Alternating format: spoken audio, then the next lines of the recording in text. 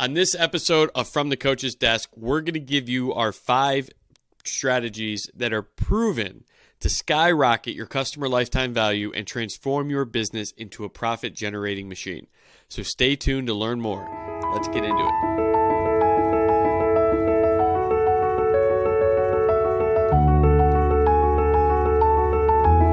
So on today's episode, we are talking about customer lifetime value.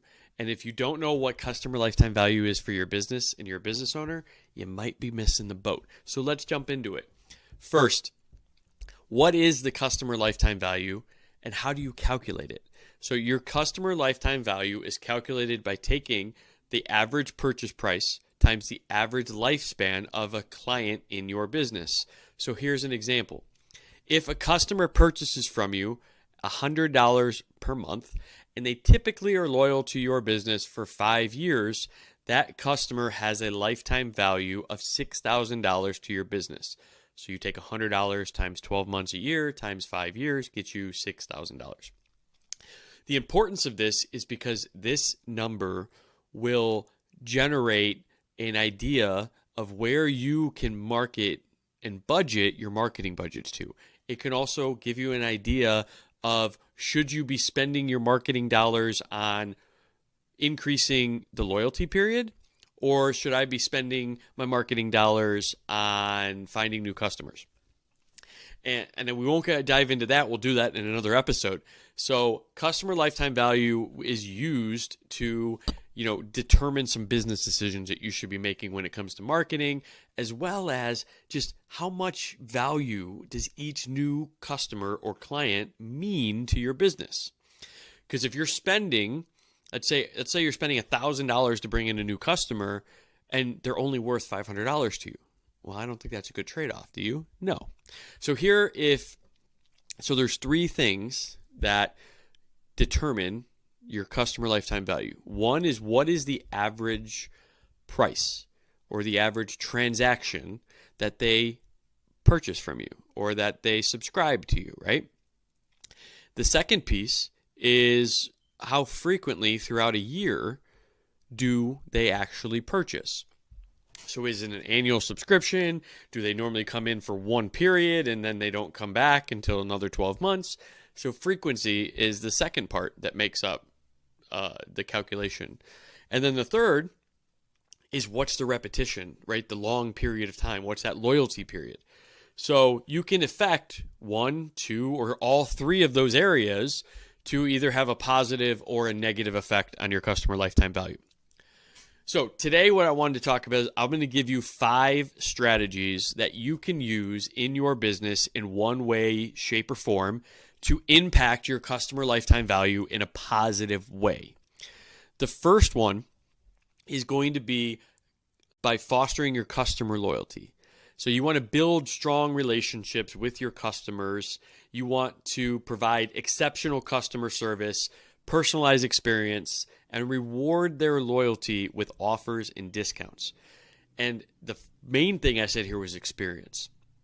You want to make sure for customer loyalty that the experience that they receive on their first trip is the same experience that they receive on every subsequent trip after that.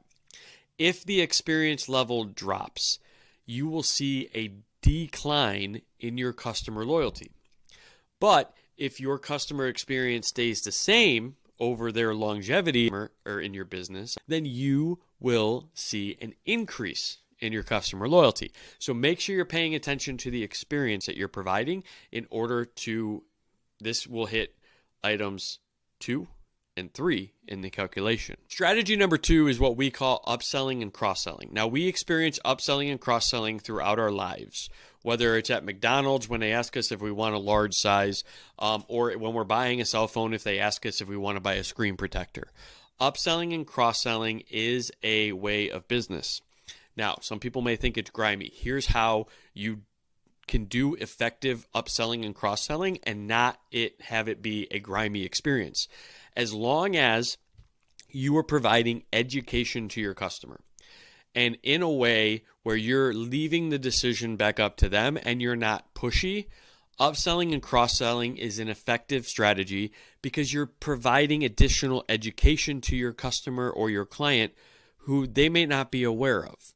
For example, if we go back to, the cell phone company, if you never offered the screen protector and the client left the store and their phone immediately fell on the ground and broke, or they scratched it, they're going to come back to you and they're going to be upset, correct? But if you gave them the offer to cross-sell a screen protector and gave them the benefits of a screen protector, and you said, is this something that you want? And they still decline, it's on them. But 38% of people are prepared to buy an additional product or an additional service if you would just ask at the time of sale. Determine an effective upsell or cross-sell and then bring it into your business. And this will affect item number 1 in the calculation.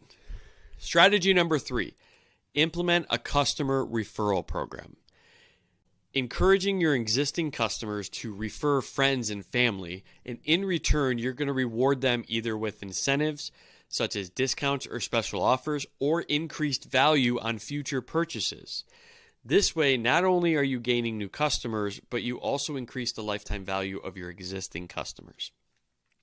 So a customer referral program should be important that, I'm not a big proponent of giving a lot of discounts, because in the end, discounts don't really become effective until they're about 40% or more.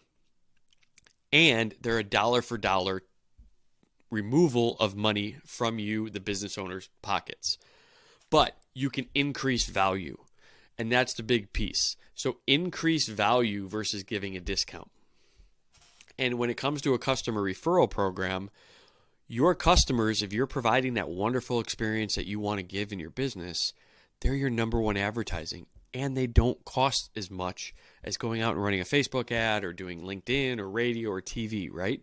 So how can you foster your current customers, who are your number one fans, to refer to you? And then how do you reward them for doing that? That's number 3. And again, this is going to have an impact on the second part of the calculation, the frequency, as well as the third part.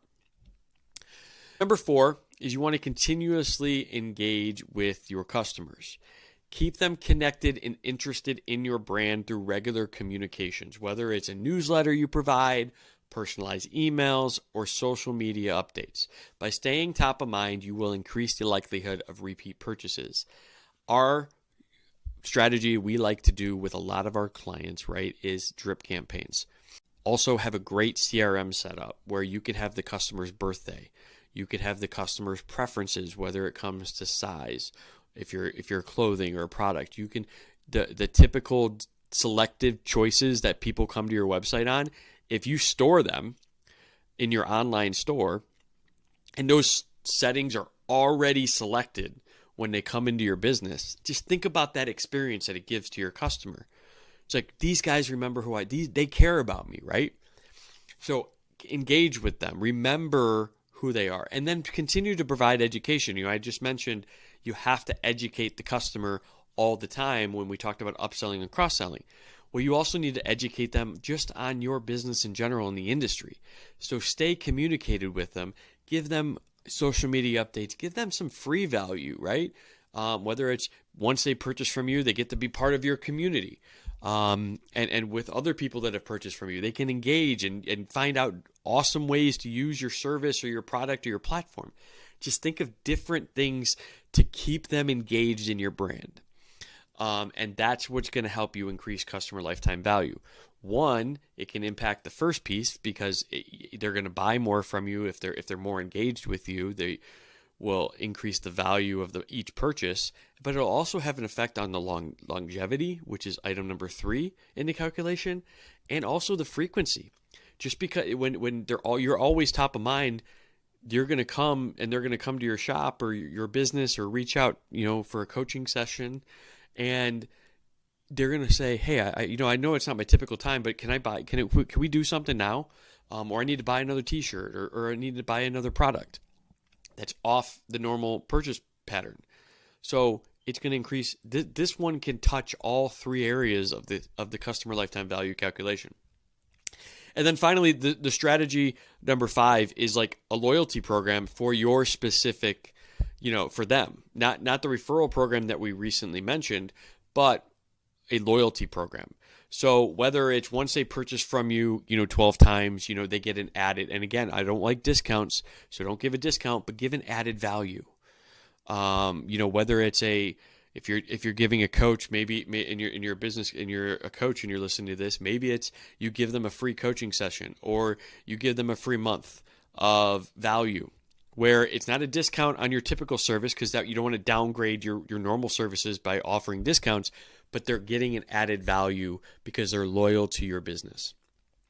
If you're a product related business, then maybe after they purchase X amount of products, that they get one for free, etc. But always make sure that you think all of these things through. Obviously, you can't just implement something off the top of the cuff, right? Always make sure you plan it out, understand who your customers are, understand what they're motivated by, right? Are they motivated by extra products? Are they motivated by offers of added time, etc. So just understanding your customer is important when it comes to how you can effectively create and implement these strategies in your business. So and then here's a bonus strategy. So we talked about upselling, we talked about cross-selling, but what about downselling? And here's your bonus strategy number 6 is implement a downsell in your business. And this is going to help you not only hit item number 1, so the average purchase, but it's also going to hit item number 2, which is the frequency. So think of this. Think of a flower shop, and somebody may come in and they're looking for, a bouquet of roses, or they're thinking of, a really big bouquet and it's last minute, but you can't do it. So you're not able to sell them the big bouquet of flowers. But if you offer a downsell of, let's say, a couple single roses by the door, but hey, by the way, why don't you, pick up a single rose? We have them, today only for $4. That is now a sell that you would not have gotten if you didn't have that downsell available.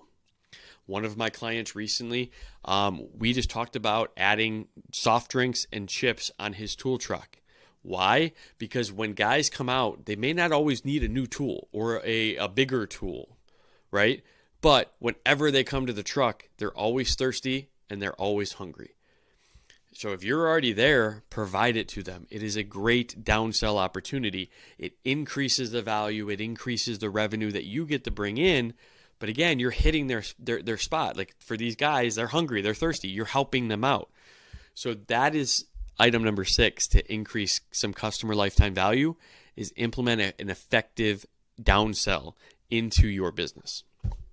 So thank you for watching. Again, to wrap up, customer lifetime value is calculated by taking the average purchase price multiplied, right, by the number of times that they purchase from you in a year, multiplied by the number of years that they are typically loyal to your company. And then once you get that value, it's going to help you to determine any of your marketing budgets, any of your marketing spend. If you have a high customer lifetime value, then you're going to want to spend on bringing new customers into your business because it means more to you. If you have a low customer lifetime value, that's when maybe you don't want to spend a lot on new acquisition, but focus on, increasing that value with your current customer base. So I hope you got something out of this episode. If you did, please do all the algorithm loving stuff. Please subscribe to our channel, like the video, leave a comment down below if you have any questions or you want any follow up. I got my contact information in the description. Please feel free to reach out anytime. I appreciate it. If you love this valuable content, you're about to get, a couple suggested feeds in our last episode video. So watch those. And until the next one, if you're going through anything, please keep your head up, keep moving forward. It's only temporary. You will make it through. And until the next one, we'll see you later.